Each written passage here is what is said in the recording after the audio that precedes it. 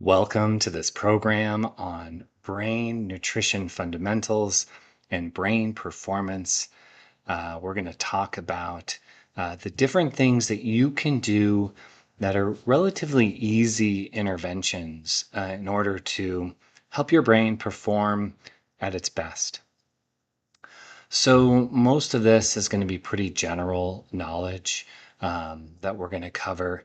If you have more specific questions, if there's anything that we don't fully address in this course, please let us know, and we'll try and develop some additional resources and support to help you. Or if anything's unclear, please reach out. This is an interactive experience, even though this is a pre-recorded lecture, and we really want to ensure that we're giving you the information that is the most useful for you. So please let us know what that would be.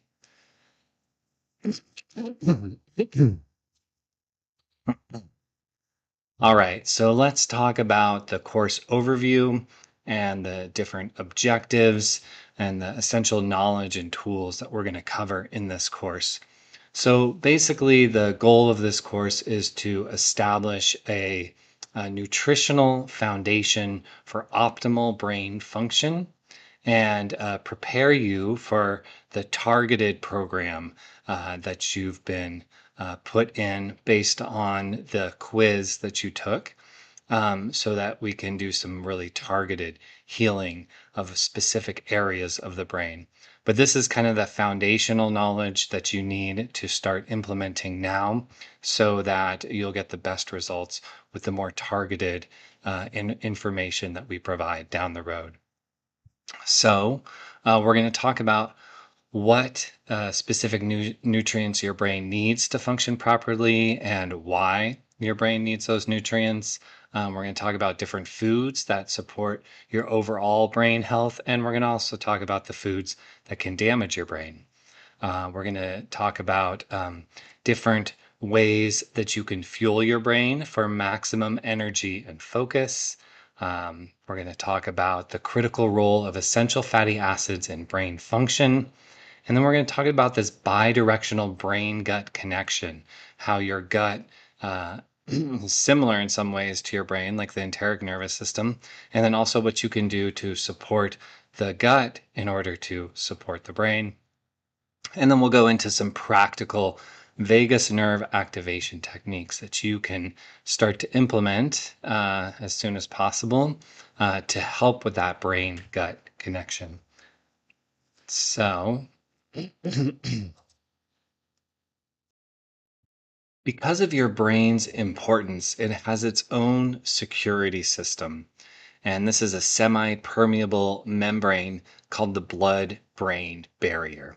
And basically, this blood-brain barrier only allows certain substances, certain nutrients, certain things into the brain. So its main goal is to protect your brain from harmful substances that could enter the brain. And the blood-brain barrier, this protective system that you have, can get damaged with too much inflammation caused by processed foods. Is one of the ways that we can compromise this blood-brain barrier. There's even some substances that can slip through the blood-brain barrier unannounced that are small enough to make it through that are still harmful. And so the first line of defense here is really supporting the blood-brain barrier and reducing the amount of neuroinflammation caused by substances going into the brain. There's also other ways that the brain can become inflamed. That can be through trauma, like a concussion, something like that. That can also cause some inflammation in the brain. And then the brain has its own kind of natural inflammatory response that's mitigated by cells called microglia, which we'll go into more detail later on. And so that can cause inflammation as well if those cells don't turn off. And inflammation isn't always a bad thing. It is a healing response. Sometimes it's necessary. So we're mostly talking about chronic inflammation going on for longer than is helpful. So, in addition to the blood-brain barrier, we're just kind of going through, the anatomy or the different elements of the brain that we're really going to focus on in this course. So you have that kind of foundational knowledge to understand what where to work and how to work here. So the next is these small cells called mitochondria. You probably remember those from cell biology in high school, the powerhouse of the cell. So the brain is the most energy demanding organ in the entire body. It consumes, it's barely 1 to 5% of your total body weight, and it consumes over 20% of your total energy. So if energy comes from the mitochondria, we have to ensure that those mitochondria are healthy and they're producing enough energy for the brain to function. If they're not, then the brain is not able to act or operate with enough mental clarity, with enough focus to really help you function in your daily life. So, the next foundational element that we need to talk about is blood sugar. So, many of the problems in the brain happen because of blood sugar. That's either too much or too little. There's a very close connection between the brain function and blood sugar. And that's why diet plays such an important role in the brain's function because if your blood sugar isn't balanced, those spikes in blood sugar, either too much blood sugar or a spike of too low blood sugar, it's going to adversely affect your brain function. So we're really focused on these fluctuations in blood sugar that can lead to mental crashes, irritability, brain fog. Um, Maintaining blood sugar stability is really the goal in terms of the dietary strategies that we're focused on. Um, if you're working with a medical professional, it can be really helpful to get a continuous glucose monitor. This is a piece of equipment that can sync with your smartphone that will insert into your arm and it'll be constantly monitoring your blood sugar. And so you can start to see these spikes in blood sugar and get a better idea of what's going on in your blood sugar. It should be also mentioned here that although the brain does primarily consume glucose or sugar as its primary fuel source, the brain can use other fuels. Um, so these are ketones. This is why the ketogenic diet has become really popular.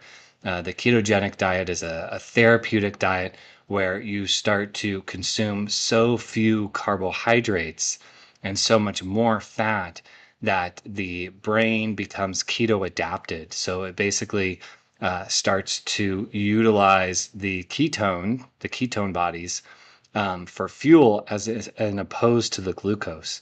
And this strategy has been used in medical conditions like epilepsy really effectively.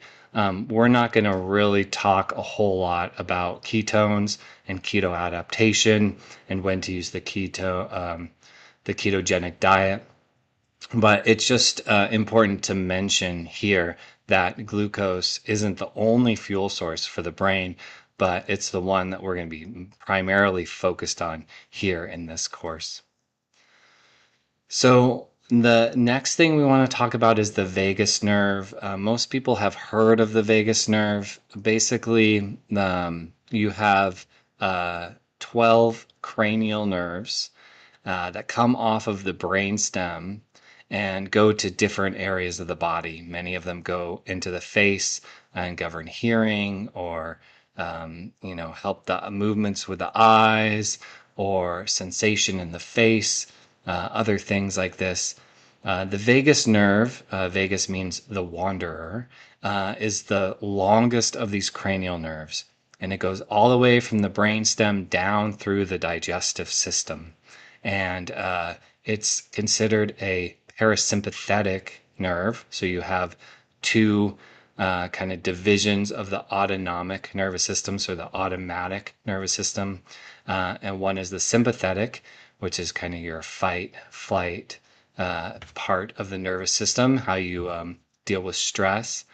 And then you have the parasympathetic, which is more of the rest and digest.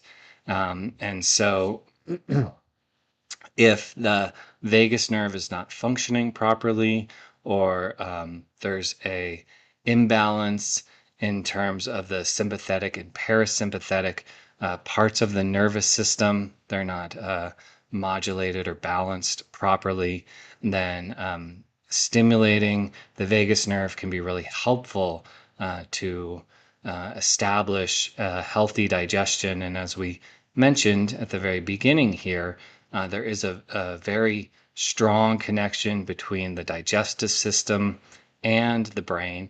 And a lot of that comes from the vagus nerve. There's been research on the vagus nerve showing that stimulating the vagus nerve in a certain way can reduce systemic inflammation throughout the entire body.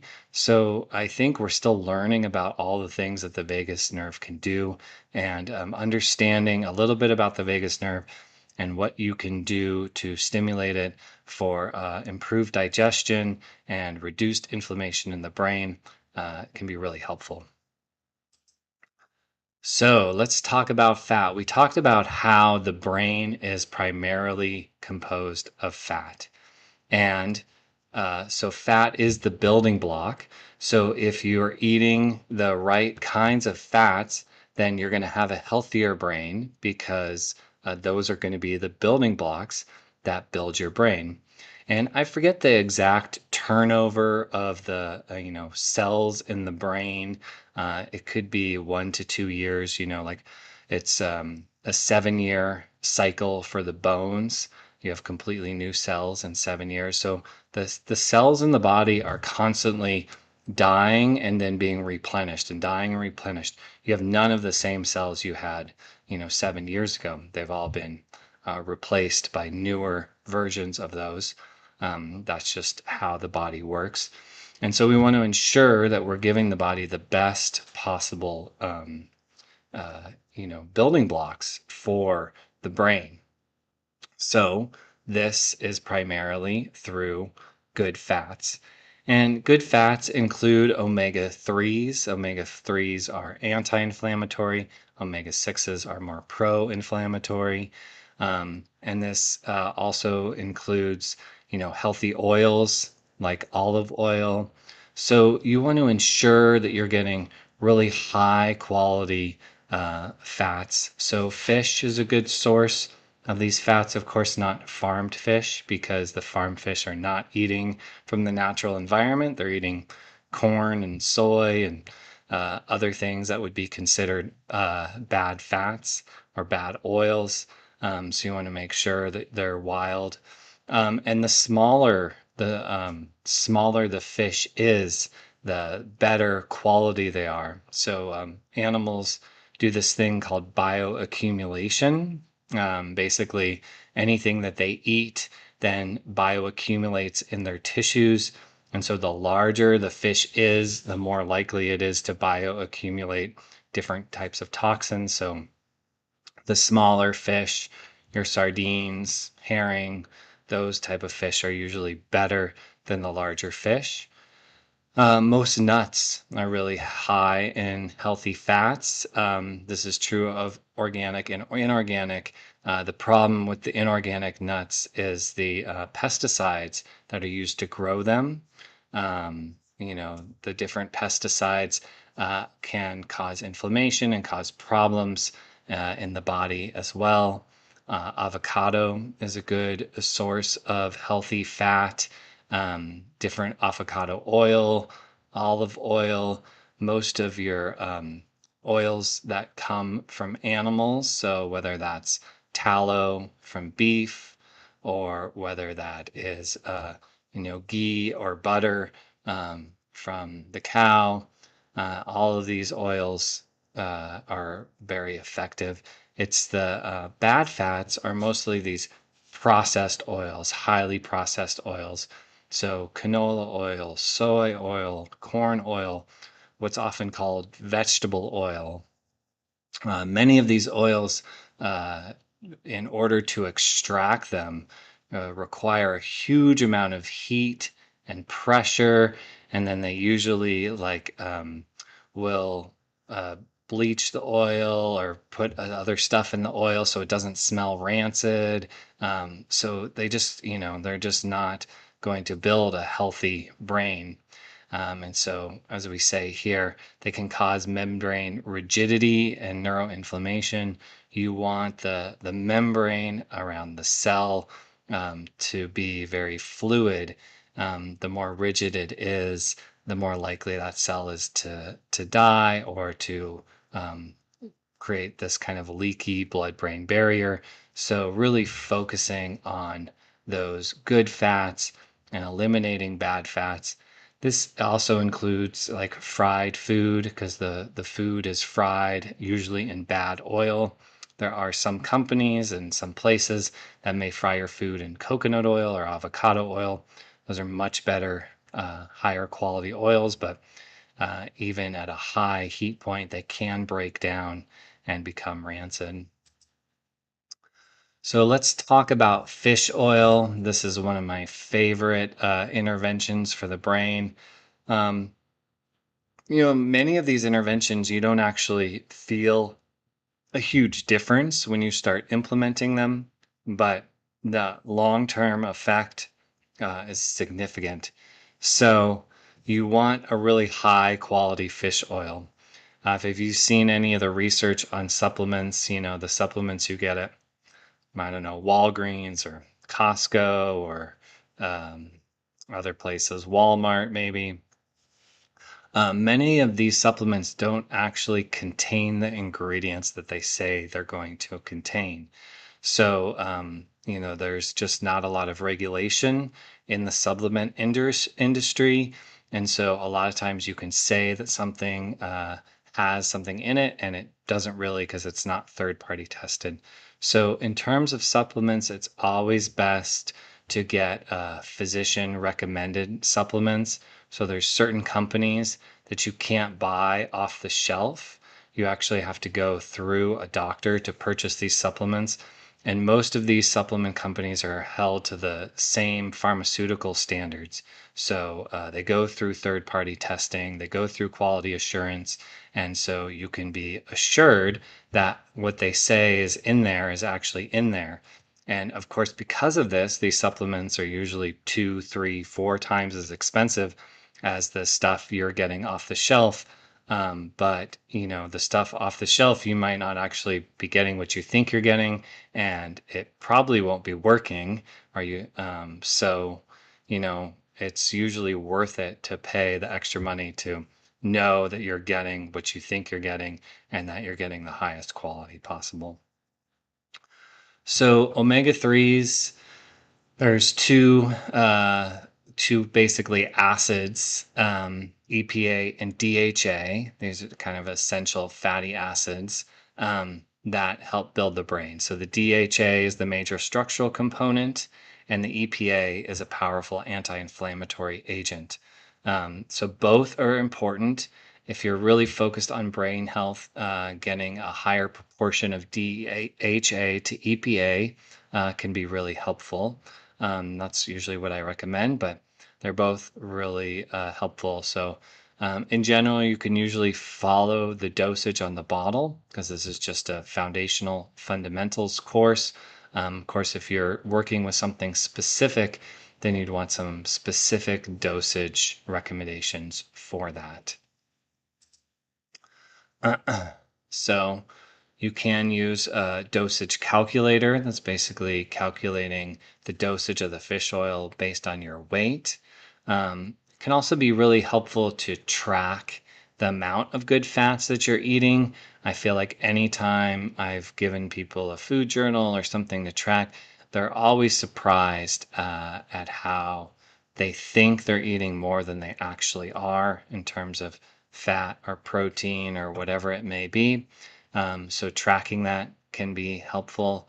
And because this is such an important recommendation, and we want to ensure that you're getting enough of those healthy building blocks for your brain to function optimally. In addition to fish oil, it can be helpful to take a few other vitamins and minerals to support your brain. B vitamins. And again, there's different types of B vitamins. So, for example, vitamin B12. Most of the off the shelf vitamin B12s are called cyanocobalamin. It's basically a vitamin B12 that is produced by a bacteria. And the research shows that cyanocobalamin is not very effective. So if you're taking the B vitamins, you want to ensure that you're getting methylcobalamin. And again, if you don't want to read all the labels, it's better just to have your supplements recommended by a physician or one of these companies that doesn't sell direct to consumers, because all of them are using the highest quality ingredients. So not all B vitamins are created equal. You want to make sure that you're getting the highest quality B vitamin. Magnesium, there's many different types of magnesium. I think the most common one is magnesium oxide. In my opinion, that one is basically worthless. You could take it if you want, but I don't think it really helps. I tend to recommend magnesium citrate, magnesium glycinate. Specific for the brain, I really like magnesium L-threonate. That one seems to cross the blood-brain barrier and really support the brain. That's a common one I use for sleep disturbances, recommending magnesium L-threonate for sleep disturbances can be really helpful. And then zinc and iron. The zinc and iron are probably not something that you need to take every day. It's probably better to take them, if you're feeling sick, take some zinc. If you've done a CBC, if you've done a blood test and found that you might have some sort of anemia, then it can be really helpful to take iron to support the anemia. Anemia is one of the biggest challenges for the brain. So you want to shore up the anemia and get rid of that if you want to increase your overall brain function. So let's look at antioxidants. Basically, if you've ever cut an apple and left it on the counter, and you notice that after a period of time, that apple starts to brown, this is oxidation. So this is basically breaking down of those cells, and those cells are deteriorating. So antioxidants keeps the cells healthy. It stops them from rapidly degrading and breaking down as quickly. And so it can be really helpful. And then they fight off what is called free radicals. So free radicals are basically, coming in and helping to destroy these different cells as well. And this is often associated with inflammation in the body. Inflammation is usually the immune system's response to the free radicals, and your body trying to fight against those free radicals. So the more free radicals you have, the more inflammation you're going to have to try and fight that. And so the more antioxidants that you take or eat in your food, the less of these free radicals and less oxidation that you're going to have. And so these are found in colorful fruits and vegetables, dark leafy green vegetables. They're found in a lot of herbs and spices. So you want to make sure that you're cooking with lots of herbs and spices, lots of colorful vegetables in your food. I think it can also be helpful to take antioxidants as a supplement as well, just to offset some of the cellular damage that's occurring. That can be really helpful as well. So, what are we looking for? If you're in this course, you probably have determined that your brain isn't working as well as it could. And so you've probably already noticed maybe some mental fatigue or some brain fog or maybe poor concentration. Um, so, depending on what types of symptoms you have, some of these recommendations may be more effective than others. This is really a foundational program to give you the general recommendations that I give to everybody that I work with who's wanting to improve the performance of their brain. So let's talk a little bit more about the vagus nerve. I introduced that earlier. This is a cranial nerve starting in the brainstem, going all the way down through the body. And it has a very strong effect on inflammation in the body. And it also is communicating a lot of what's going on in the gut. So if you have leaky gut, you're likely to have a leaky brain. And so you just want to make sure that your vagus nerve is doing its job and that sometimes stimulating the vagus nerve can help it do its job better. It can improve that communication between the gut and the brain, and it can help you to reduce the inflammation in the body. So, some of the common symptoms of when the vagus is not working properly, or constipation, or poor memory. Some people have specific food triggers, specific foods that they eat that cause problems, like grains or dairy, sometimes eggs. And so, if your vagus nerve is needs to be stimulated, there's a couple easy ways to do that. There's more advanced ways, but again, this is just kind of a foundational course. So deep breathing can be really helpful for that. Gargling, and basically gargling as long as you can. The vagus nerve uh, innervates or kind of starts in the back of the throat there. And so gargling for long periods of time can help stimulate that. So we're talking about the vagus nerve. It can be helpful to talk about leaky gut syndrome. And I'm not going to go too in depth into leaky gut syndrome. There's a ton of information out there about leaky gut, what it is, how it happens, what to do about it. But in general, leaky gut is when basically you have your gut is really kind of a food tube. And so it could be considered actually the food that goes in is basically staying on the outside of your body. If you look at it as kind of a continuous tube.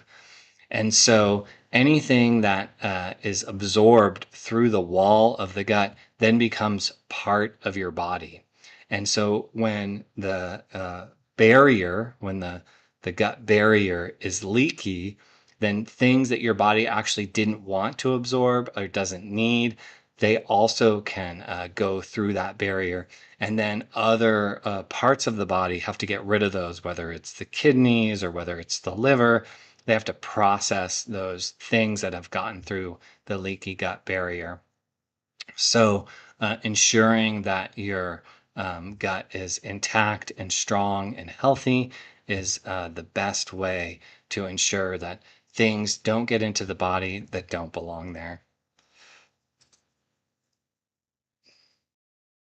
So, this is just a recap of what we've talked about so far in terms of the brain healing foods: fatty fish, nuts, seeds, colorful vegetables, healthy fats, quality protein.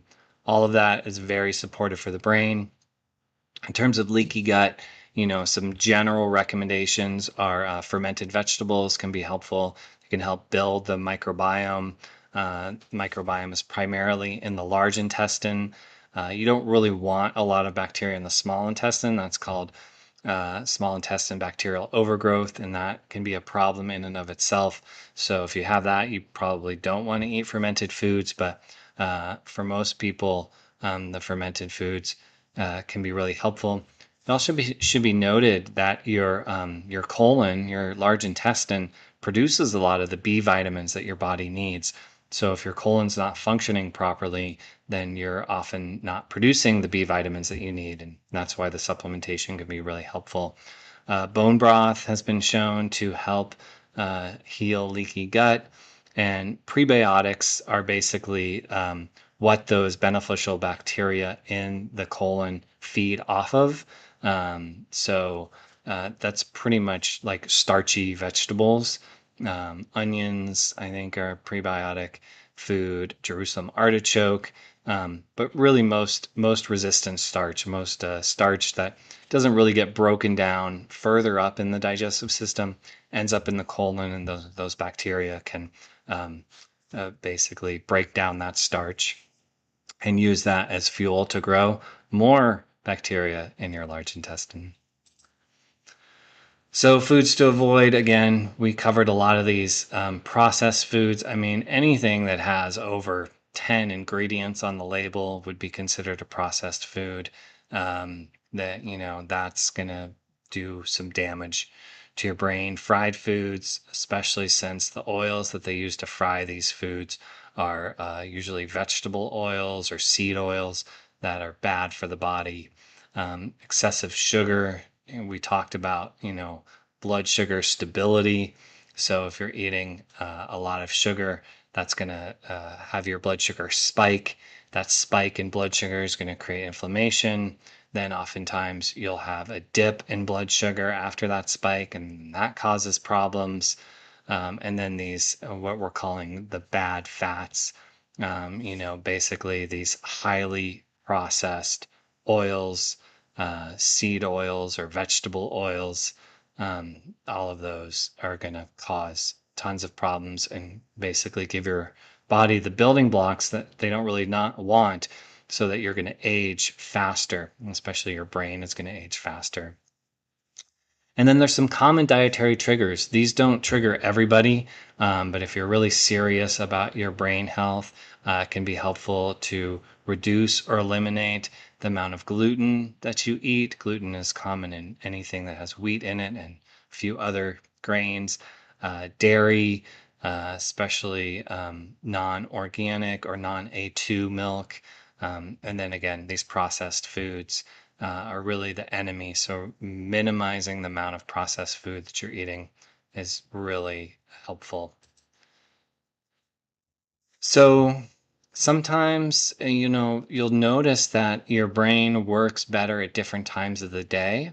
And some of that has to do with different food triggers. So it can be helpful to pay attention to the types of foods that you're eating, and then notice how your body feels a couple hours afterwards. Are you feeling that dip like after having some caffeine where you go up and then you go down? Um, and just noticing, again, if you end up working with a medical provider and they do continuous glucose monitoring on you, usually that becomes really clear, and you can really clearly see the foods that are affecting you and are causing problems. So again, meal timing is really important. This again is all about blood sugar stability. So if you when you eat food, usually your blood sugar goes up, and hopefully it doesn't go up too high. And then that should kind of sustain you for 3 to 4 hours, and then your blood sugar starts to dip, and then you eat more food. And so you want to eat in a way that allows your blood sugar to maintain that stability so that you don't have too many spikes and too many valleys. Um, and a lot of that has to do with eating, high quality foods that are relatively high in protein and fat. So I notice, especially like breakfast, the common American breakfasts are very high sugar, high carbohydrate, and they don't really last with you. So ensuring that you have a really good, high quality breakfast that's high in protein and fat, it's going to set you up for success for the rest of the day. And then you want to really balance the amount of calories you're eating with how many calories you're burning. So if you're burning a lot of calories because you're working out or doing other stuff, You want to ensure that you're getting enough calories, and it can be often helpful to do like a meal replacement shake or a protein shake before or after your workout to ensure that you have enough of the building blocks to help with your workouts. So, there's a lot of research about intermittent fasting and its benefits for brain health. And especially for men, I'd say in their 30s to 50s, I think intermittent fasting can be helpful in certain situations. Um, really depends on what your goals are. If your goal is just brain health, I think the intermittent fasting can be helpful. Um, Few caveats with intermittent fasting. It's often hard to get adequate calories if you're intermittent fasting. And so if you are working out 1, 2, 3 hours a day, you might not be able to get enough calories with intermittent fasting. So I'd be careful with intermittent fasting. Basically, what intermittent fasting is you have a really small amount of time where you can eat.